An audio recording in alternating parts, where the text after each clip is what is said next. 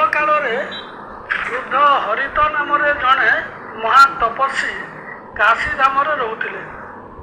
ସେ ବିଶାଲାକ୍ଷୀ ଦେବୀଙ୍କ ଦକ୍ଷିଣ ପାର୍ଶ୍ୱରେ ଥିବା ମୀରା ଘାଟ ପାଖରେ ଏକ ମନ୍ଦିର ସ୍ଥାପନ କଲେ।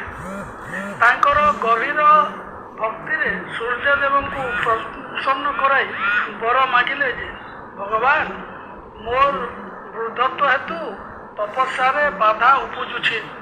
ଆପଣଙ୍କର ଆରାଧନା କରିପାରୁନାହିଁ। ଯଦି ଆପଣଙ୍କ କୃପାରୁ ମୁଁ ପୁଣି ତରୁଣ ହେବି, ତେବେ ଉତ୍ତମ ତପସ୍ୱୀ ହୋଇପାରିବି। ବୃଦ୍ଧ ହରିତଙ୍କ ଭକ୍ତିରେ ସନ୍ତୁଷ୍ଟ ହୋଇ ସୂର୍ଯ୍ୟଦେବ ତାଙ୍କୁ ଯୌବନ ପ୍ରଦାନ କଲେ। ଯୌବନ ଲାଭ କରି ହରିତ ଘୋର ତପ ଆଚରଣ କଲେ। ବୃଦ୍ଧାଦିତ୍ୟଙ୍କୁ ଭକ୍ତିରେ ପୂଜା କଲେ, ଅର୍ଚ୍ଚନା କଲେ। ବାର୍ଦ୍ଧକ୍ୟତା, ଦରିଦ୍ରତା ଏବଂ ବିଭିନ୍ନ ରୋଗରୁ ମୁକ୍ତି ମିଳେ।